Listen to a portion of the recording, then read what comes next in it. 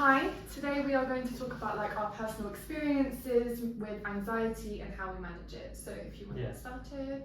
Yeah, so for me, it was like university time. Like I didn't really do too well in A-levels as well, but I kind of picked a course that was a bit too hard for me. Yeah.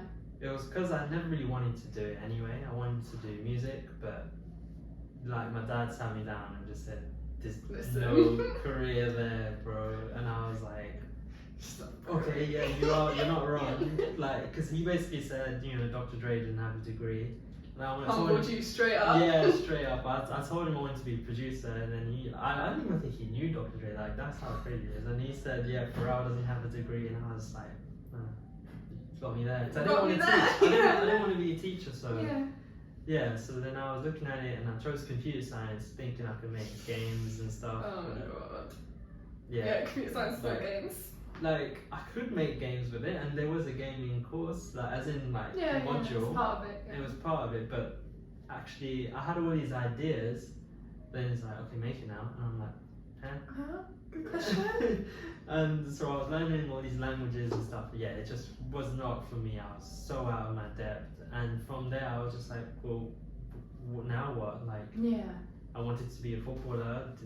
Didn't work. I wanted to be a musician. I still can try, but I need something that's a valid career. I need money. So like I was just lost. And did all of that cause like a lot of anxiety? Yeah, I was stressed and like when everyone in your family above you, older than you, because I was the youngest across 2 families as well.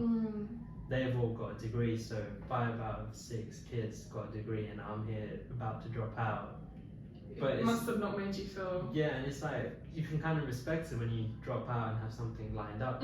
I didn't. I was dropping out to work in Sainsbury's, like while I'm trying to figure out what I wanted to do. So so I was just stuck, and there was just so much stress, and like you just feel like you're not going anywhere, like you're never going to amount to nothing. All these negative thoughts like just consume you. Like that was my anxiety for so long, and I think it comes from maybe being in the South Asian community as well. There is a lot of the pressure on you have to achieve something, you have to succeed, and you have to support your family, and you have to support your wife, and all this stuff that was just way too much for me to handle. I think like I was the oldest, so it was completely different. But there had to set the tone. I had to set the tone, and the tone was not set by me. It was set by the younger, my younger siblings. And there is that I'm failing. Do you know what I mean? You have that just I'm failing right now. I'm flopping this. Like I don't know what I'm doing. There was no guidance. I'm not having any guidance. Like my parents were not like your parents. My parents were like, do what you want. Just enjoy whatever you're going to do.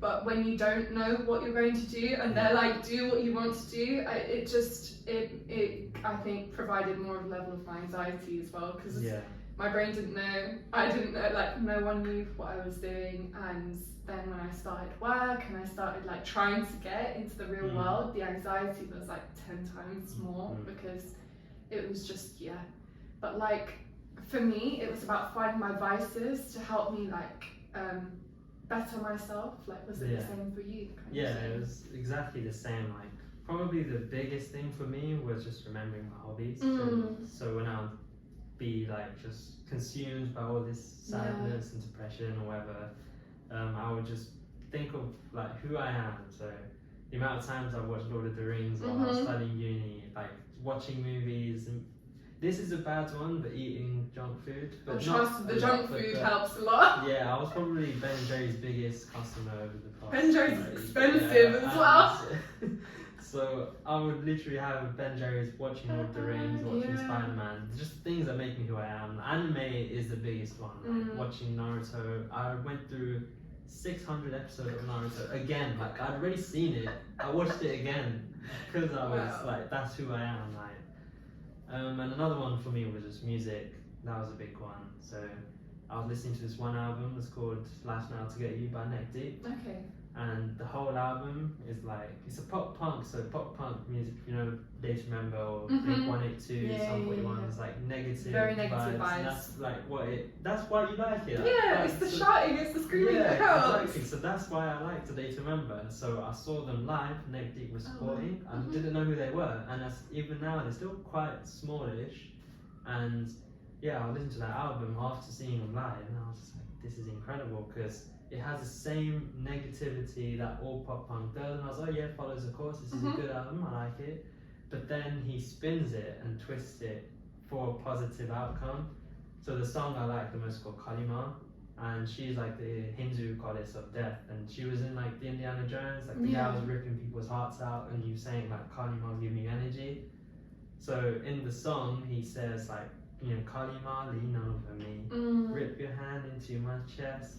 That's the aggressive stuff. And I was just like, yes. Yeah, come on, negative energy vibes. But then he says, you ignored my pleas, Indiana couldn't save me, so I guess I'll save myself. Wow. And I was just like, oh, this is so good. Like, I never thought I'd hear pop punk so positive before. Yeah, for real. Like, I've listened to a lot of Bring Me the Horizon, like, you know, the proper, like, big screamer energy, like, and I listened to like a lot of Kanye, and recently you're a fan of Kanye as well, and Kanye's albums have completely done a 180 and have just like stopped with all of that and very church and like Christianity. That's what at the time songs. Of my anxiety, Jesus was the biggest album. Oh my god. All the beautiful anger. album, all the anger, like the screaming energy was built into that album. Yeah, I needed it. And at that time, I was so obsessed with it, and when you look back at it now, it's because of how you're feeling. Exactly. Like your mood really drives the music that you want to listen to.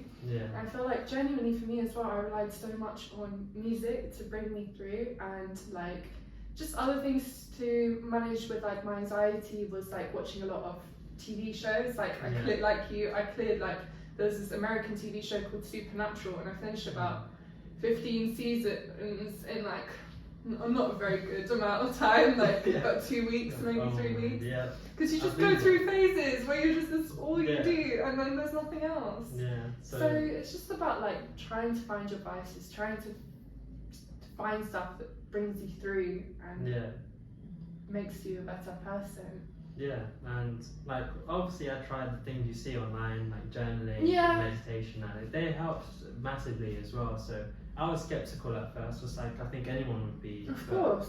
But journaling and meditation, honestly, for me is massive. Like it doesn't mean sitting there with, you know, candles and incense and everything. Peaceful music, like, and all of that. Just go on Headspace. You can even probably find free ones on YouTube. Guided meditation. The guide literally telling you what to do the entire time, and honestly, it helps so much. Like I didn't think it would help. Like it was probably a last resort thing why I tried it, and it worked. And it actually helped. Like I still do it now, like once a week. So definitely beneficial, man. Yeah. I think that's it. That's it. Thank you. Surprise.